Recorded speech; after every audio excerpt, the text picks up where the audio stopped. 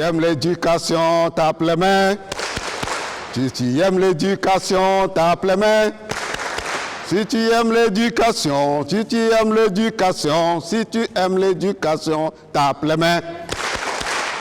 Fidèles téléspectateurs, vous aussi à la maison, vous qui nous suivez, tapez aussi les mains pour la cause de l'éducation. Alors, qu'est-ce qui nous réunit aujourd'hui? C'est une journée qu'on appelle Journée mondiale de l'éducation. C'est l'UNESCO, vous savez que l'UNESCO est l'organisation du système des Nations Unies qui est le garant de la mise en œuvre des 7 cibles des objectifs du développement durable, de l'ODD 4, objectif du développement durable 4.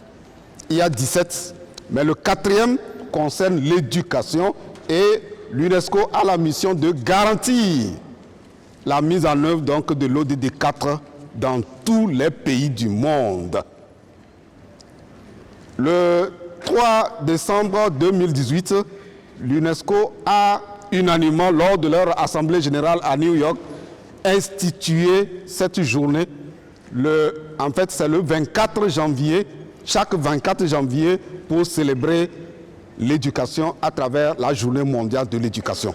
Dans le monde entier, ils l'ont célébré déjà 3 fois et c'est la toute première fois que le Togo, à travers la Coalition nationale togolaise pour l'éducation, a voulu célébrer donc, cet événement et la région de l'Akara a été choisie pour cette célébration. On va dire merci à toutes les autorités qui nous ont permis, n'est-ce pas, de venir à Akara. Bravo.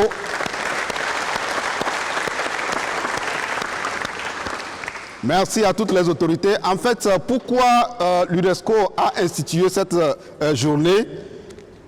Elle a institué cette journée pour montrer l'importance de l'éducation dans la paix et le développement.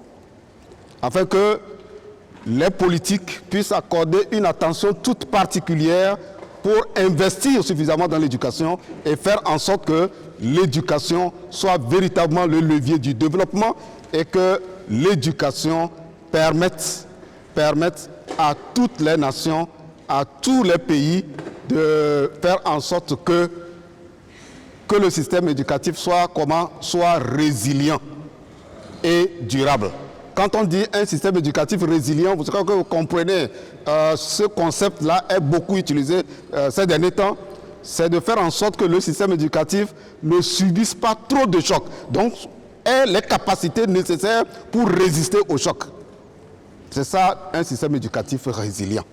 Et donc, si on construit suffisamment de salles de classe, le système, quel que soit l'événement qui va arriver, eh bien, ça ne va pas affecter de façon profonde, n'est-ce pas, le système éducatif. Et le thème pour cette année 2021, pour la célébration de la journée mondiale de l'éducation instituée donc par l'UNESCO, chaque 24 janvier, vous comprenez que à Akara, cet événement est célébré en différé. Voilà, en différé. Et donc, le thème, c'est redynamiser et relancer l'éducation pour la génération Covid-19. C'est ça le thème. C'est ce que vous avez vu sur les t-shirts qui ont été distribués à tout le monde, presque tout le monde dans la salle. Alors, maintenant que nous savons pourquoi nous sommes là, on va aller au deuxième point du programme, qui est que le ministre de l'Enseignement primaire secondaire, qui n'a pas pu faire le déplacement, a demandé au directeur régional de l'éducation de l'Akara de nous transmettre son message, de nous dire qu'il est de cœur avec nous et qui nous souhaite, de toute façon, il souhaite à tous les acteurs de l'éducation du Togo une bonne célébration de la journée mondiale de l'éducation. Nous allons donc sur le directeur régional de l'éducation. Madame et messieurs les maires des 4 communes de la COSA, enseignants de la région de l'Akara, chers parents d'élèves, chers étudiants et élèves, mesdames et messieurs des médias, mesdames et messieurs, en vos titres, grades, tout protocole observé, je voudrais, au nom du ministre des Enseignements primaires, secondaires, techniques et de l'artisanat, au nom de la communauté éducative de la région de l'Akara et à mon nom personnel, vous souhaiter à toutes et à tous la cordiale bienvenue dans la somptueuse salle de la Maison des Jeunes de Kara qui nous accueille aujourd'hui à l'occasion de la célébration de la Journée internationale de l'éducation. L'éducation, c'est le fondement de toute société, c'est le levier de tout développement. L'Assemblée générale des Nations unies, en proclamant en décembre 2018, le 24 janvier, comme étant la Journée internationale de l'éducation, a voulu tirer la sonnette d'alarme afin que soient renforcés les efforts des acteurs et partenaires pour la réalisation effective des engagements des États membres en faveur de l'éducation, une éducation de qualité, une éducation inclusive pour tous. Je voudrais ici saluer l'initiative de la Coalition nationale togolaise pour l'éducation pour tous d'organiser cette journée internationale de l'éducation à Kara. Aujourd'hui, la COVID-19 est entrée dans nos écoles et dans nos classes avec des dizaines, voire des centaines de cas de contamination parmi les élèves et parmi la gente enseignante. Que devons-nous faire? Arrêter l'éducation, c'est-à-dire l'enseignement? Impossible. Une seule alternative s'offre à nous. Nous devons éduquer autrement, c'est-à-dire que nous devons de repenser l'éducation. C'est ce que nous propose la Coalition nationale togolaise pour l'éducation pour tous à travers le thème choisi pour la célébration de ce jour, c'est-à-dire renforcer et redynamiser l'éducation pour la génération Covid-19. Oui, il faut relancer et redynamiser l'éducation, car en dehors des défis traditionnels que tout le monde connaît déjà, de nouveaux défis et enjeux ont vu le jour et se présentent face à nous. Nous devons enseigner autrement et évaluer autrement désormais.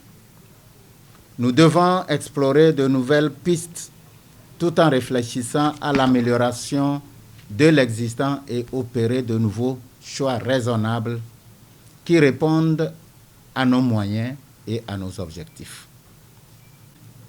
Poursuivre l'enseignement traditionnel comme on le fait aujourd'hui, en construisant davantage de nouvelles salles de classe et en les équipant, puis en recrutant des enseignants conformément aux besoins. Opter pour l'enseignement et la formation à distance en mettant l'accent sur l'intégration des TIC dans l'enseignement avec l'usage des tablettes et ordinateurs et du matériel audiovisuel. Combiner les deux options. Voilà, mesdames et messieurs, voilà quelques-unes des questions auxquelles nous devons réfléchir aujourd'hui et y trouver des réponses. L'heure a plus que jamais sonné pour que nous tous, acteurs et partenaires, menions des actions concertées pour relancer l'éducation. Le besoin est urgent. Nous devons bâtir l'école de demain et construire le citoyen de l'avenir.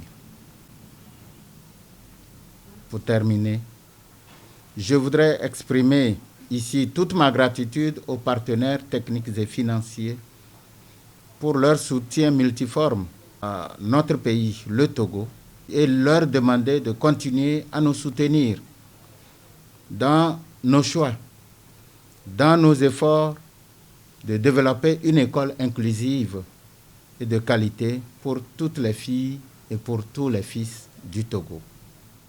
On est dans le contexte de la Covid et nous voulons, à travers cette célébration, vérifier, nous assurer que le message est passé auprès des élèves afin qu'ils soient les courroies de transmission de la bonne nouvelle, des mesures barrières auprès de leurs pairs.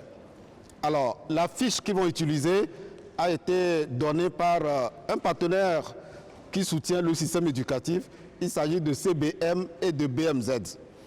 Alors, j'ai ici un certain nombre d'affiches que cette organisation a mises gracieusement à la disposition du ministère de l'enseignement primaire secondaire. Ils ont remis 1200 affiches conçues sur les projets d'activité pour la lutte contre la Covid et 1175 affiches sous forme de dons qu'ils ont donné à une grande majorité d'écoles primaires et de collèges dans le pays. Donc l'affiche que vous allez voir, c'est CBM et BMZ. Nous profitons de l'occasion pour les remercier au nom du ministre de l'Enseignement primaire secondaire, au nom de la coalition, pour remercier CBM pour son appui à la mise à disposition de ces affiches de sensibilisation sur la Covid. Alors donc je laisse Denise continuer. Merci à écrit. Lavons-nous régulièrement les mains avec du savon ou utilisons le gel hydroalcoolique. Ok, comment faites-vous pour aider les autres camarades à mettre en pratique ce que tu viens de lire? Bon, on a installé des dispositifs. Et comment vous l'utilisez? Donc, à l'arrivée, on a déposé du savon. Vous mettez d'abord le savon, ensuite vous frottez vos mains et après vous ouvrez le robinet pour vous rincer les mains. Très bien, merci beaucoup. On l'acclame.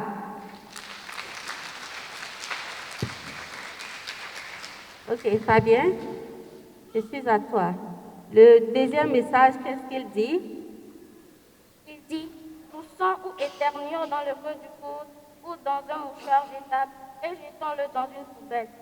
Et merci. Tu peux lire le troisième message aussi. Évitons de nous serrer les mains et évitons les contacts rapprochés. Ok, merci beaucoup Fabien, c'est bien lu. Comment mets-tu en pratique ce message? À l'école ou à la maison, on utilise le coude pour tousser ou on utilise les mouchoirs jetables. Ok, merci beaucoup. Quand on finit de se moucher, on met le mouchoir dans la poubelle. Ça, c'est très bien. On ne le dépose pas par terre. Il faut le mettre dans la poubelle. C'est très important. Merci beaucoup, Fabien. C'est très bien. Le dernier message dit quoi? Nous protéger et protéger les autres. Et comment ça se pratique à l'école et à la maison? Chaque élève a son cache-nez, comme à la maison aussi. Il y a la distanciation physique. Chacun doit porter son cache-nez. Merci beaucoup, chers amis. Maintenant, qu'est-ce qui va se passer si vous remarquez que quelqu'un a les maux de tête, la fatigue, les maux de gorge, des difficultés à respirer? Qu'est-ce que vous allez faire? Si quelqu'un a les signes du COVID-19, la personne doit rester à la maison et appeler le 111, numéro gratuit. Ok, merci beaucoup, chers amis. On les acclame. J'espère que le message est passé et que tout au long de la célébration, nous allons garder nos cache-nez, nous allons cacher notre bouche et notre nez avec nos masques. Nous allons toujours observer la distanciation en ne pas utilisant le siège à côté de nous en même temps pour s'asseoir. Et aussi, lorsqu'il y aura un cas suspect de fièvre, de maux de gorge et de tout, nous allons appeler le 111. Merci beaucoup, chers amis. Vous pouvez regagner votre place. Nous devons respecter scrupuleusement les mesures barrières pour nous protéger, protéger nos camarades, nos amis, protéger les membres de nos familles, nos collègues également. Merci beaucoup. Plusieurs partenaires techniques et financiers qui appuient le système éducatif ont accepté de transmettre leur message au cours de cette célébration. Nous allons ouvrir le bal avec un des partenaires techniques et financiers que vous connaissez très bien, qui vient d'être implanté dans la région de la Kara il n'y a pas encore longtemps. Il s'agit de Plan International Togo. La représentante résidente de Plan International Togo a un message particulier dans le cadre de la célébration de cette journée mondiale de l'éducation à l'endroit des acteurs, mais particulièrement à l'endroit des filles et des parents. Nous nous réjouissons de la célébration de cette journée il est important de marquer une fois l'an l'importance de l'éducation pour nos enfants, pour la paix et la cohésion au sein de nos différents États. Et je suis heureuse de pouvoir saisir l'opportunité pour remercier le gouvernement du Togo de l'ensemble des efforts qui ont été faits, notamment en cette période de pandémie, pour garantir un retour à l'école dans les meilleures conditions de tous les enfants et particulièrement des filles. Pour Plan International Togo, comme pour tous les acteurs, vous le savez, l'éducation est un fondement. Et c'est pour cela que nous avons investi une partie de notre stratégie sur l'éducation. On parle de l'éducation au sens large du terme, que ce soit au niveau de la petite enfance, que ce soit l'éducation primaire et secondaire, et que ce soit la préparation à la vie professionnelle, l'éducation informelle, l'apprentissage. Et il est important pour nous de pouvoir, au niveau du Togo, contribuer à cette éducation à travers différents programmes. D'abord, nous assurer que cette éducation elle est inclusive, qu'elle couvre l'ensemble des enfants dans leur diversité, quel que soit l'environnement où ils vivent ou les handicaps dont ils sont porteurs. Et nous avons plusieurs projets d'éducation inclusive qui y contribuent, mais également que cette éducation puisse être poursuivie, quel que soit le contexte dans lequel on est. Et c'est pour ça que nous avons beaucoup réfléchi aux côtés du gouvernement togolais pendant la période de la pandémie, au cœur de la pandémie, lorsque les écoles ont fermé et qu'ensuite ont dû réouvrir. Nous avons vraiment fait partie des organisations qui avons apporté notre petite réflexion, contribution à la réouverture dans la sécurité des écoles en nous assurant que les dispositifs sont en place, que les masques sont en place, mais également que les enseignants sont préparés à accueillir les élèves dans des conditions absolument différentes et inédites pour lesquelles il a fallu que chacun s'adapte.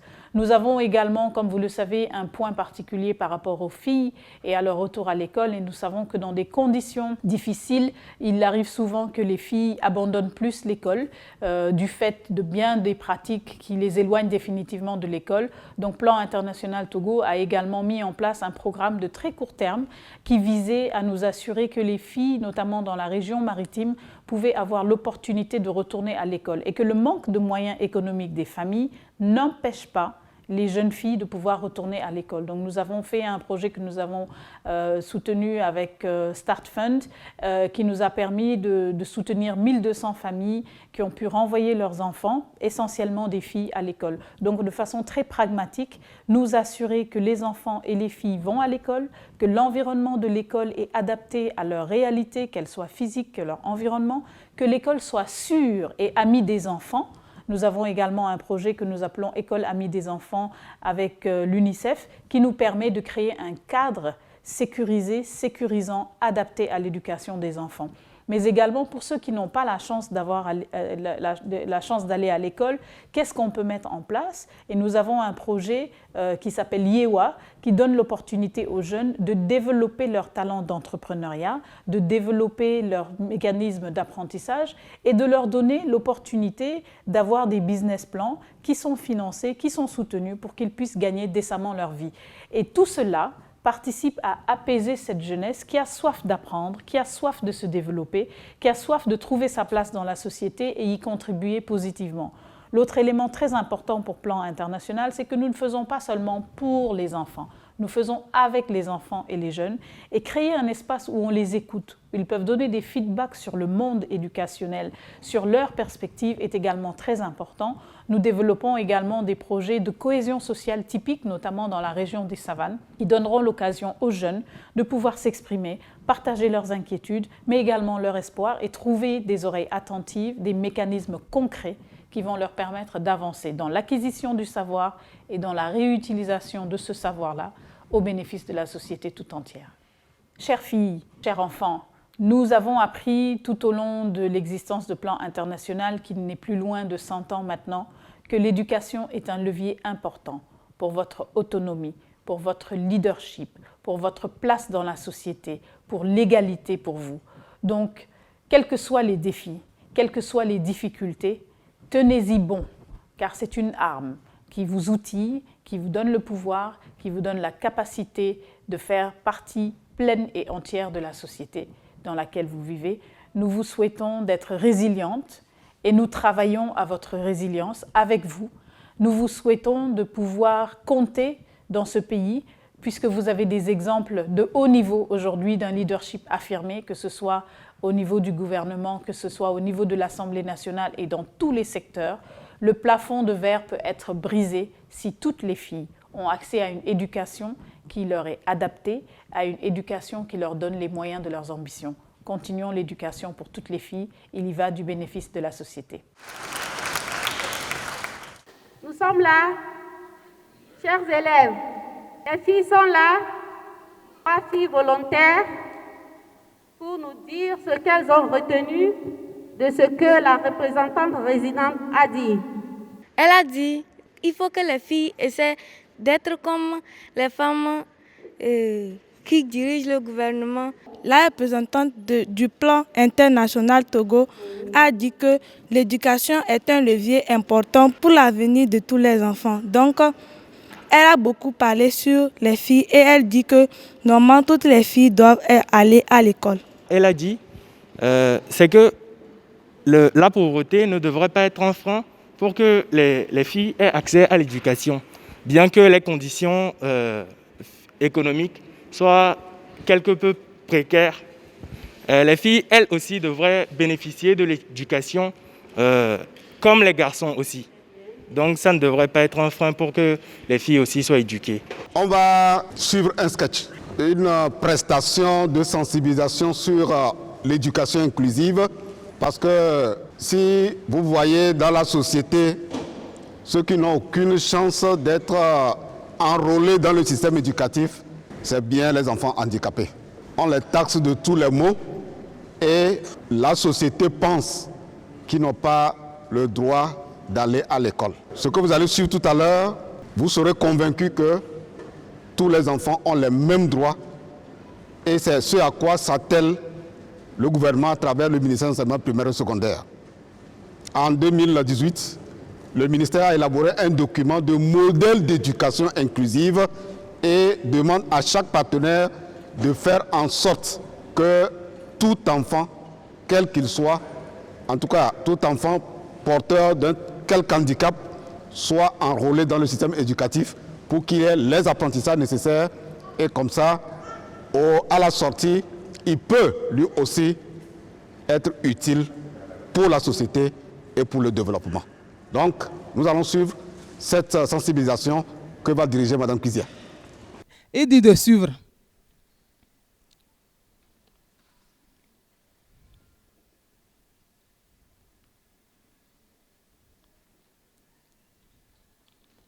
L'idée aujourd'hui, c'est... L'idée aujourd'hui, c'est vendredi, le 26 mars 2021.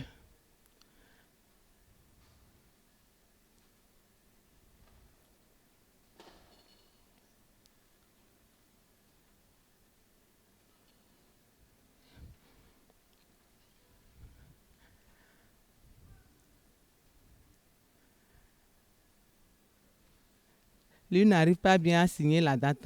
Il a dit seulement vendredi. Ces enfants-là.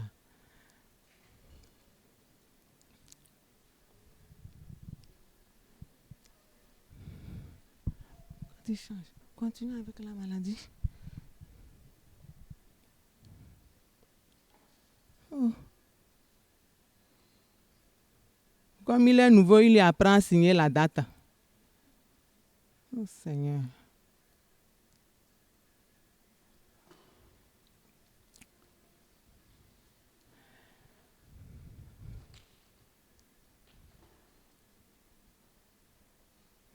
Il pose la question, est-ce qu'ils connaissent? Ils ont une fois vu ça. Qui?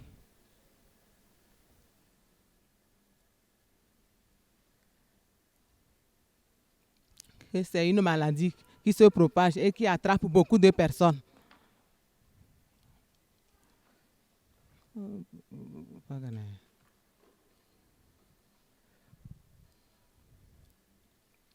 Maintenant, il dit de suivre comment faire pour éviter la maladie.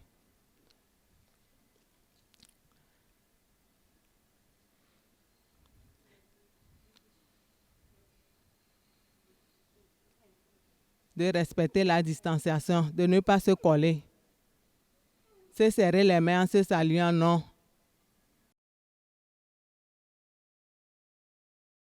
toujours porter, en se promenant, on doit toujours avoir son masque en ville, partout, à l'école. Chaque fois, quand ils arrivent, ils doivent se laver les mains.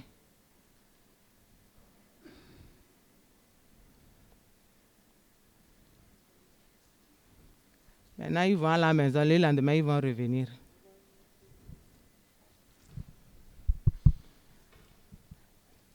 Papa, maman, moi je vais aller à l'école. Et le papa dit, pourquoi? Elle n'entend pas. Qu'est-ce qu'elle va aller faire à l'école? Et l'autre dit qu'elle veut aller à l'école. Papa dit que non, son travail c'est de balayer.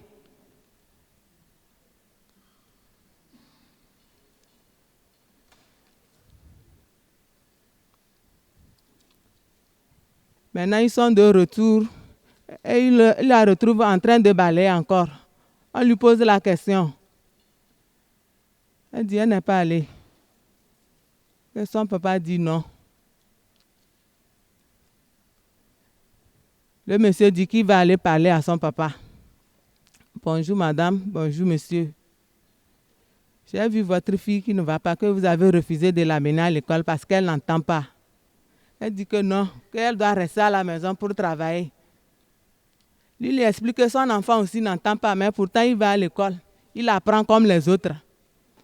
Elle dit oui, c'est vrai. Et comment il arrive à apprendre? Elle dit qu'avec les signes, on peut l'apprendre. Comme il peut aussi apprendre comme les autres. Il a dit qu'il a compris. Donc la prochaine fois, il est en train de le saluer en langue des signes. La maman dit que ah, merci. Au moins sa fille va aller apprendre à saluer aussi. Donc quand il va se coucher, après 3 jours, il va l'amener lundi. Il va amener sa fille à l'école, que lui l'a compris.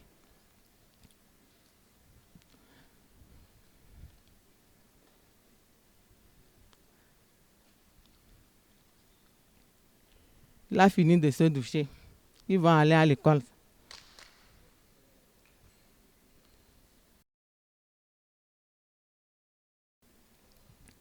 Qu'est-ce qu'il cherche? Que sa fille n'entend pas. Est-ce qu'elle peut aller à l'école? Que oui, qu'elle peut. Qu'elle va apprendre progressivement les signes. Elle pourra aussi.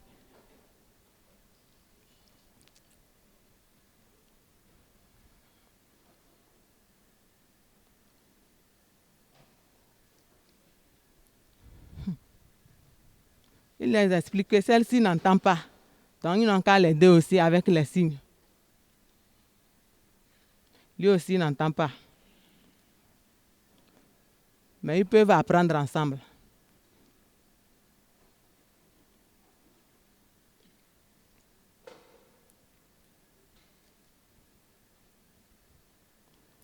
Se rapprocher, non. Avec la maladie là, toujours se laver les mains. Et porter aussi les masques.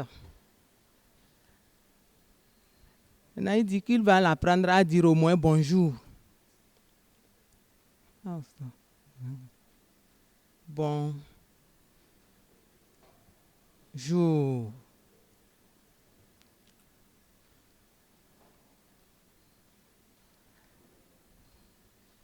Bon jour.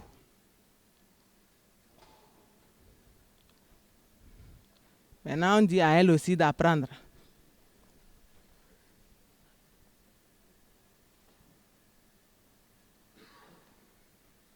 Ce n'est pas ça. Bonjour. De s'asseoir. Continue. Oui.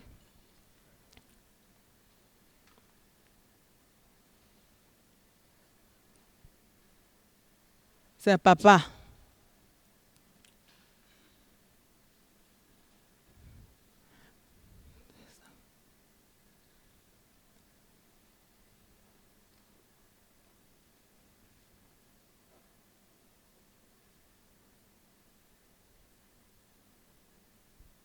Papa, c'est comme ça se signe. Papa.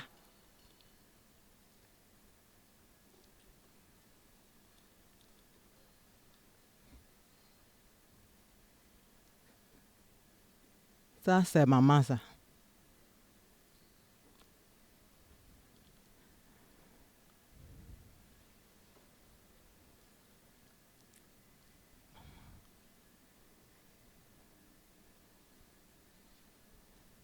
Pour dire maman, c'est maman.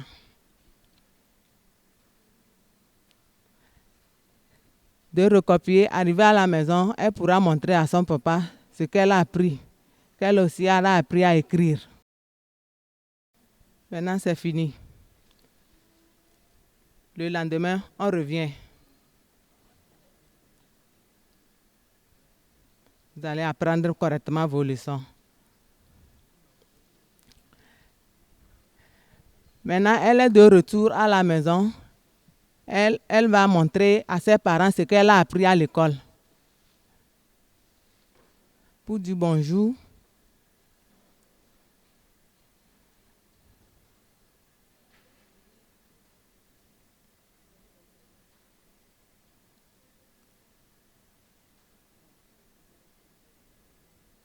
Ça, c'est papa. C'est comme ça se signe.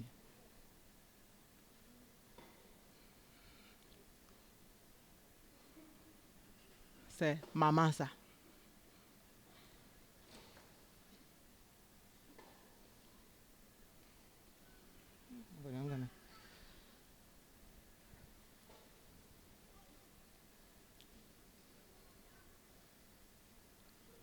Bonjour. Que notre fille est allée à l'école maintenant, elle a appris à saluer, à dire papa et à dire maman. Merci à toi. Mon nom, c'est Gisèle. Je suis en classe de 3e. Moi, c'est Déborah. Je fais le CM2.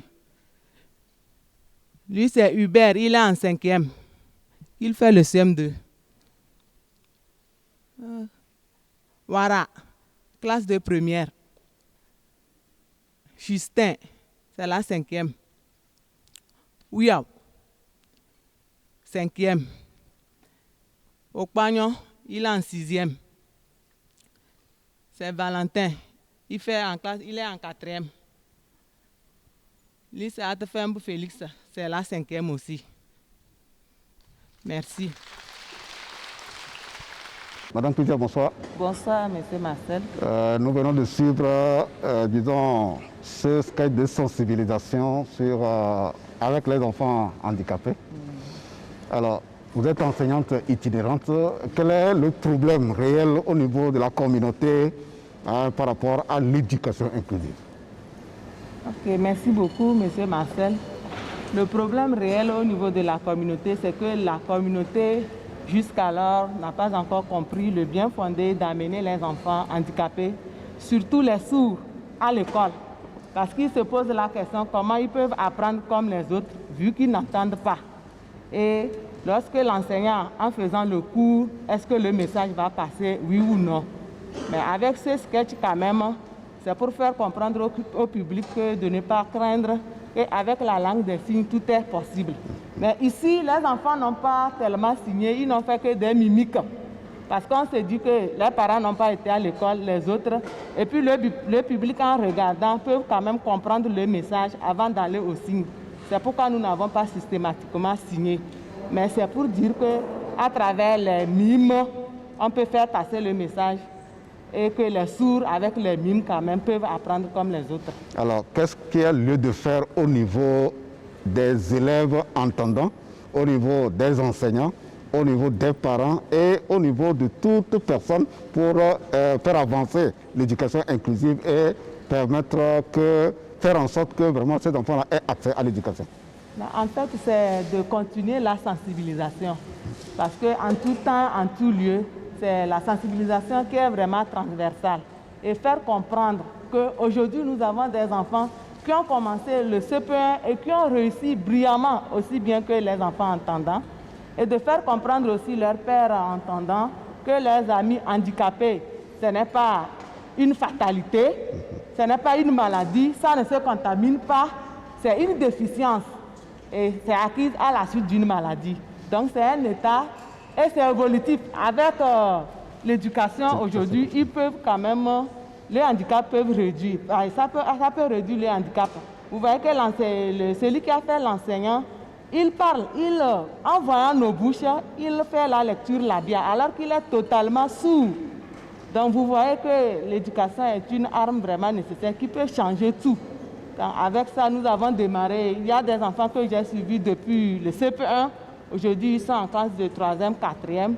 Et ça fait vraiment ma fierté parce qu'au départ, moi-même, je n'avais pas cru. Mais avec les sensibilisations et que comme les parents ont compris quand même l'importance d'envoyer les enfants handicapés à l'école, vu leur changement dans la communauté, parce qu'ils peuvent travailler, ils peuvent faire tout, seulement qu'ils n'entendent pas. Mais quand nous avons commencé par signer, par traduire, c'est fini. Ils sont comme nous aussi et ils peuvent aussi participer pleinement dans la vie active, quoi. D'accord. Alors, nous tenons à remercier par un banc Madame Cuisière pour le travail qu'elle fait. Après ce sketch très édifiant qui nous sensibilise sur l'importance des enfants handicapés, de ne plus cacher les enfants handicapés parce qu'il y a aujourd'hui les opportunités pour qu'on puisse les inscrire à l'école. Et c'est du devoir du parent, c'est du devoir de l'enseignant, du directeur d'école, du proviseur d'accepter cette catégorie d'enfants afin que nous puissions mettre en œuvre l'éducation pour tous, l'objectif 4 de l'ODD 4. Alors, nous l'avons annoncé plus tôt qu'il y a beaucoup de partenaires techniques et financiers qui accompagnent l'État dans la mise en œuvre de l'ODD 4, donc de soutien à l'éducation, du plan sectoriel de l'éducation. Après la représentante du plan international Togo, nous allons suivre maintenant le directeur régional Afrique de l'ONG Aide et Action Internationale. Vous savez très bien que c'est dans cette région que l'ONG Aide et Action s'était implantée. Durant 20 ans, ils ont fait beaucoup de choses. Et ils continuent aujourd'hui en poursuivant dans d'autres régions. On va, dans le cadre donc, de cette célébration, le directeur régional Afrique de Aide et Action a bien voulu envoyer son message à l'endroit de tous les acteurs de l'éducation. Nous allons le suivre. C'est une bonne journée que l'UNESCO a instituée à travers le système des Nations Unies de faire en sorte qu'il y ait une journée internationale de l'éducation pour marquer des clignotants, un point d'attention que ce n'est pas l'éducation et l'éducation seule que les sociétés peuvent vivre en harmonie, peuvent développer tous les secteurs social, économique pour développer leur résilience à travers les crises qui peuvent apparaître, qu'elles soient sanitaires, qu'elles soient de catastrophes naturelles également.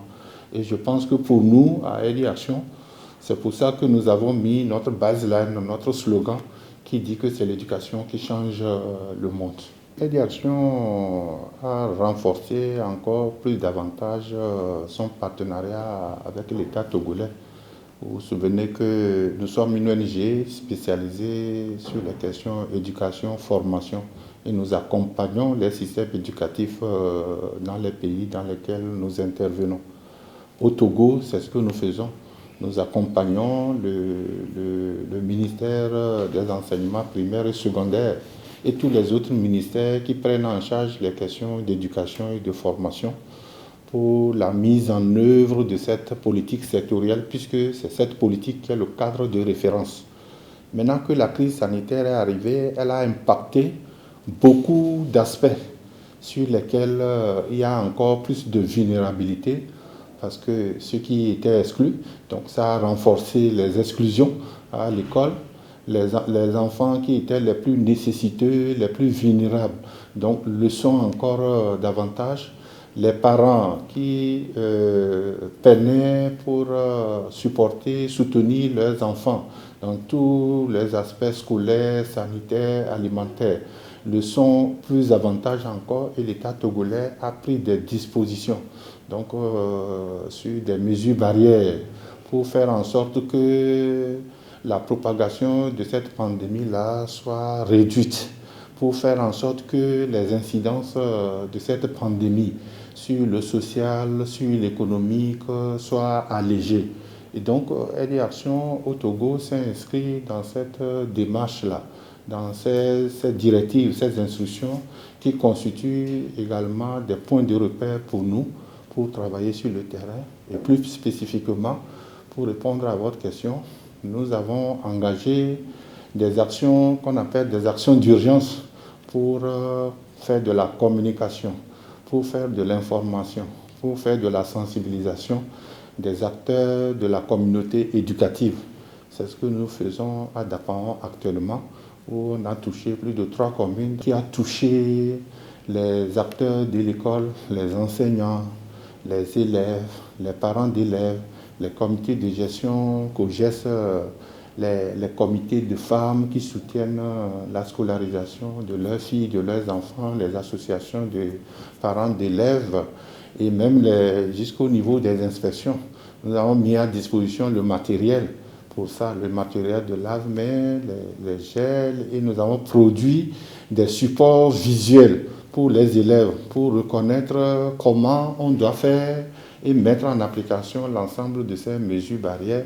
La journée d'aujourd'hui, c'est pour l'éducation inclusive, mais également la paix. Donc nous avons un projet en consortium avec Plan, dans la région des Savanes, qui porte surtout sur des questions d'engagement des jeunes et des femmes pour leur participation citoyenne et pour leur contribution à la cohésion sociale dans la région des Savanes, et qui est également cofinancé avec l'Union européenne et qui touche essentiellement les leaders communautaires, qui touche tous les démembrements de la société, qui contribuent à ce que le vivre ensemble soit une possibilité dans la région des Savanes, tout en sachant que c'est en luttant également contre l'extrémisme violent qu'on peut avoir une société paisible. Donc nous travaillons avec le CIPLEV, qui est le comité national interministériel pour la prévention et la lutte contre l'extrémisme violent et ses démembrements, donc au niveau préfectoral, au niveau régional et au niveau cantonal. L'emploi des jeunes a été affecté par la crise sanitaire, plus l'employabilité également a été affectée. Donc nos expériences que nous avons partout ailleurs dans le monde, dans le domaine de la formation et l'insertion des jeunes, on veut partager ça avec la coalition, de façon à ce que la feuille de route gouvernementale qui porte sur ce volet-là en réforme et en projet sur le terrain, nous puissions partager l'expérience du modèle que nous avons développé aussi ailleurs dans d'autres pays, en Afrique et surtout en Asie ou en Inde, qu'on appelle le modèle AILID, qui part de l'étude du marché, qui part dans le fait que l'emploi se trouve là où le jeune est, et qu'il faut chercher maintenant le potentiel qu'il y a dans le milieu. C'est à ça qu'on forme les jeunes pour les insérer dans le milieu. Et ce partenariat-là, on va le faire également avec la coalition, comme je l'ai dit. En Afrique, nous sommes dans 15 pays, dont 9 de façon physique. C'est-à-dire nous avons des projets, nous avons des équipes, et 6 où nous avons des actions à travers les bénévoles qui soutiennent à travers des actions de plaidoyer comme la Semaine mondiale, la journée des enseignants, etc. Et au Togo, nous sommes présents depuis 1986, donc nous tendons vers la quarantaine. Après ce message du directeur régional de l'ONG Aide et Action qui rappelle que les États africains sont confrontés aujourd'hui au problème de l'extrémisme violent, et à partir de l'éducation, on peut apporter une réponse. Il suffit seulement que les gens soient porteurs des valeurs de paix, afin qu'ils ne cèdent pas facilement à la manipulation par les djihadistes et tous les groupes violents que nous connaissons, et on pourra trouver une des réponses. Et aujourd'hui, Aide et Action est en train de travailler étroitement avec le Plan International Togo, surtout dans la région des Savanes, pour faire asseoir un environnement qui est tel que les jeunes ne vont pas céder à la manipulation. Alors, nous allons maintenant suivre un sketch que nous allons vous projeter. Je vais demander à chacun d'entre vous de suivre avec beaucoup d'attention. Parce que juste après, on va vous tendre le micro. Les autorités ici, les invités, les élèves, les étudiants, en tout cas tous ceux qui sont invités dans cette salle, on vous tendra le micro pour que vous puissiez nous dire ce que vous avez retenu de ce que les enfants ont dit par rapport à certains problèmes de l'éducation.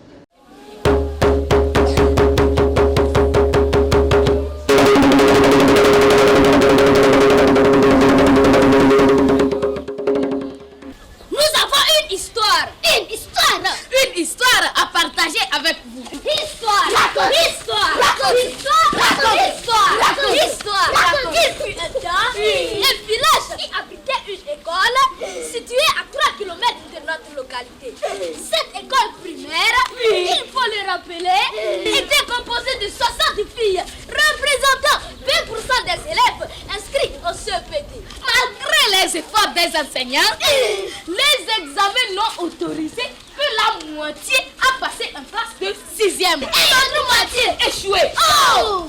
Ce qui est encore surprenant, c'est que si c'est 30 filles en 6e, l'on ne peut retrouver que 10 au lycée. Donc, plus le niveau monte, plus le nombre de filles diminue. Vous avez bien compris. Selon les sources, parmi ces 10 filles, j'ai trouvé une fille appelée Amana. Très brillante, très intelligente et bien respectée. Contrairement à ses camarades, pour ne pas attirer l'attention de l'homme de la rue sur son charme, les cheveux n'avaient pas de place sur sa tête.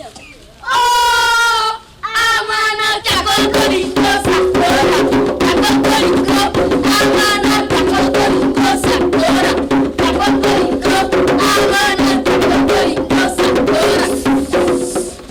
Finalement, Amana sera la seule à obtenir son baccalauréat après 3 ans. Et les 9 autres, elles se sont mariées. Qu'elles trouvent-elles déjà très grandes leur niveau d'études? Comment les parents peuvent-ils accepter de tels mariages? Moi je pense que nous devons laisser les parents de côté. Ah bon?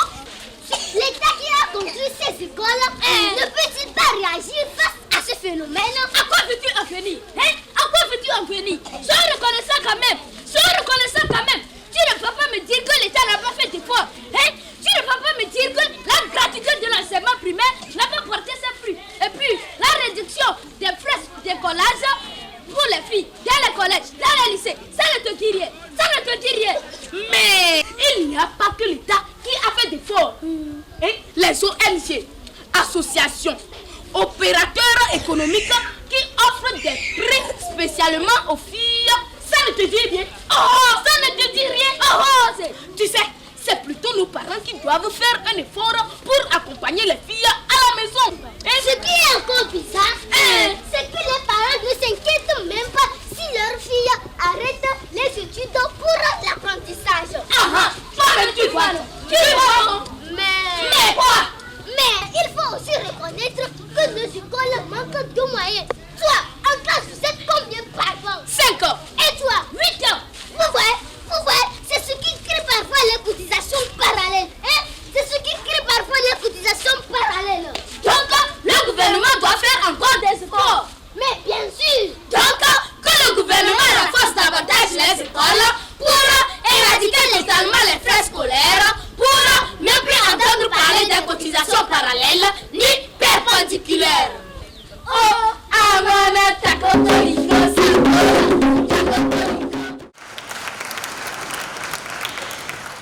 Le sketch pose la problématique de la scolarisation de la jeune fille. Et les enfants ont donné un exemple dans un établissement qui comptait 60 filles au début. Finalement, ce nombre a été réduit de moitié parce qu'on a fait passer seulement 30. Et en fin de compte, c'est une seule qui a pu émerger pour réussir à son baccalauréat. La leçon, c'est que toutes les filles peuvent réussir à l'école si on en prend soin. C'est ce que je me dis. Et bon, et ils ont posé le problème à plusieurs niveaux. D'abord au niveau du gouvernement, qui fait beaucoup d'efforts, mais encore insuffisant. Ils ont aussi posé le problème au niveau des parents d'élèves qui n'accompagnent pas souvent les filles dans leur scolarisation. Ils ont aussi posé le problème au niveau de la société elle-même, qui vraiment ne fait pas trop d'efforts pour accompagner les filles dans leur scolarisation. Nous pouvons tirer la leçon qu'il y a l'échec aussi des filles qui contribuent. Ça ne les encourage pas. En second lieu, elles arrêtent les études, soit pour le foyer ou bien pour l'apprentissage. Il y a beaucoup de critères qui rentrent en jeu qui ne permettent pas que les filles aillent loin en études. Le sketch nous parle des pesanteurs de la scolarisation de la jeune fille. Qu'est-ce qui se passe en fait? Au primaire, nous avons constaté que dans une école, il y a 60 élèves. Et du coup, 10 passent au lycée. Et de 10 pour le baccalauréat, c'est Amana seul qui réussit. Et Amana, comment on l'a surnommé, Etakokoliko, ça c'est un fait qu'il faut relever. Cette fille, Etakokoliko veut dire quoi? Elle a les cheveux taillés, elle a les cheveux ras. Donc, pour nous montrer que cette fille est bien encadrée déjà à la maison, il y a des facteurs maintenant qui lient l'évolution de la jeune fille, qui empêchent la jeune fille à réussir. Parlons de la société. Il y a le mariage précoce des filles. On l'a proposé à un mariage. Et aussi, elles se suivent. Amana a échappé belle.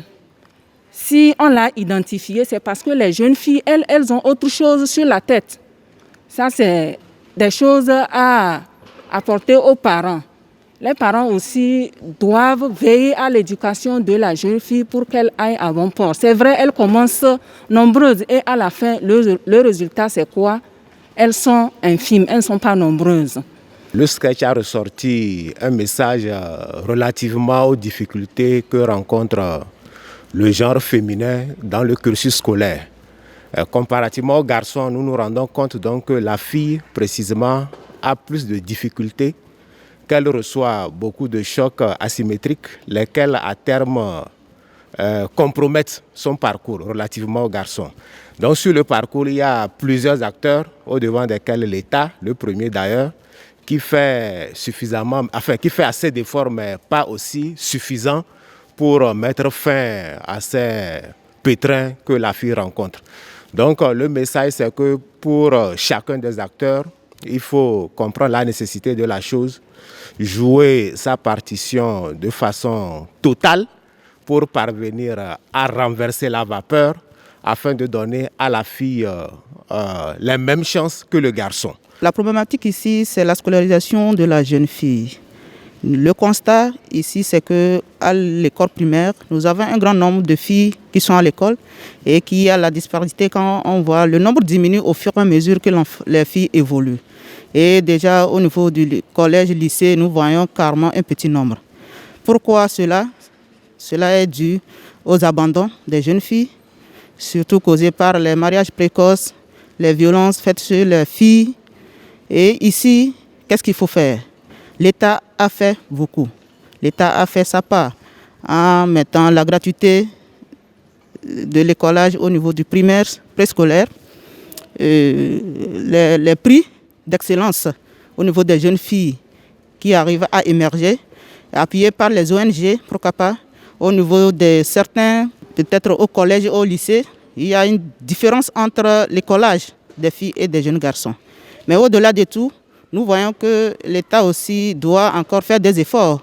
Il a fallu que d'autres mesures beaucoup plus drastiques soient prises pour renforcer l'accès de la jeune fille à l'école. Ainsi, tous les pays du monde entier doivent être engagés dans une synergie d'action pour faciliter l'accès et enrôler la jeune fille dans l'éducation. Moi, j'ai retenu dans ce sketch, ils ont eu à relever les causes ou bien ce qui empêche les jeunes filles d'avancer dans leurs études. Donc, ils ont eu à relever le mariage précoce, ce qui est une réalité malheureusement, et qui se pratique en cachette. Et aussi, ils ont relevé les cotisations parentales. Donc, ce qui fait que ça freine un peu l'éducation des jeunes filles. Ça n'encourage pas les parents à envoyer leurs jeunes filles à l'école. Et tout ceci, on va voir qu'il y a un grand nombre qui commence dès le bas âge. Mais avec le temps, le nombre est réduit. Il y a le harcèlement, bien sûr, mais il faut être résiliente. De nos jours, c'est inévitable. Donc, il faudrait que les jeunes filles comprennent que malgré ces défis, il faut essayer d'avancer. Il ne faut pas se laisser faire. Il faut regarder son avenir pour être utile dans la société. Il faut se mettre ça dans la tête pour avancer.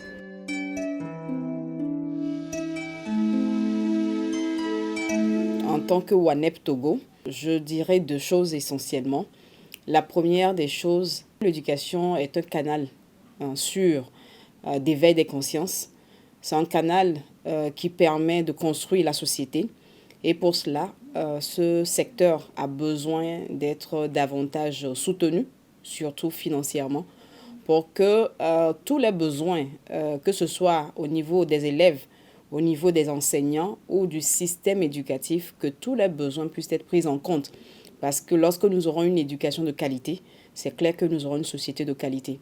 Deuxième chose, ça serait plus spécifique par rapport à ce que nous faisons à WANEP, c'est la question de la paix. Un grand travail a été fait depuis 2009 à ce jour. Et si on a un message, c'est que le ministère de l'Éducation puisse aider à ce que le prochain curriculum du préscolaire soit édité, puisque déjà au niveau de la table de spécification, nous avons fait un travail qui a permis d'intégrer 100% des valeurs de paix tirées du guide d'éducation à la paix de WANEP dans ce document stratégie du ministère de l'Éducation. En éditant le nouveau curriculum du préscolaire avec ces valeurs de paix, nous sommes sûrs que c'est tous les élèves du Togo qui vont bénéficier des bienfaits de la culture de la paix de façon systématique. Ceci va aider à préparer une nouvelle génération de jeunes qui, pour ne pas dire une nouvelle génération d'adultes qui seront épris aux valeurs de paix sans qu'on ait trop d'efforts à dépenser. Comme on le sait, prévenir est moins coûteux que la gestion. Donc, nous invitons les acteurs qui font déjà un effort à davantage en faire pour une éducation non seulement de qualité, mais une éducation aussi qui incorpore la question de la paix pour que ça soit effectif sur le territoire togolais. Chers invités à cette journée internationale de l'éducation instituée par l'UNESCO, où la Coalition nationale togolaise pour l'éducation pour tous célèbre cet événement pour la toute première fois. Mais dans le monde, nous l'avons déjà dit, c'est la 3e édition dans le monde et c'est l'UNESCO qui l'a instituée autour du thème « Redynamiser et relancer l'éducation pour la génération Covid-19 ». Nous arrivons pratiquement à la fin. C'est un honneur pour nous en tant que jeunes et jeunes filles surtout d'être représentés ici à cet événement. Et ça fait plaisir qu'on ait choisi la ville de la Kara.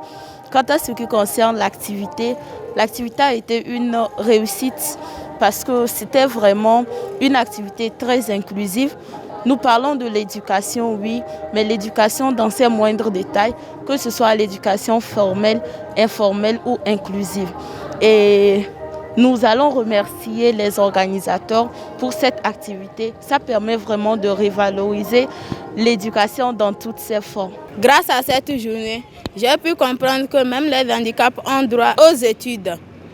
La fille a droit à l'étude. La fille a le droit d'être dirigeante des entreprises. Un bon pour nous dire merci et au revoir avec le plaisir de se retrouver.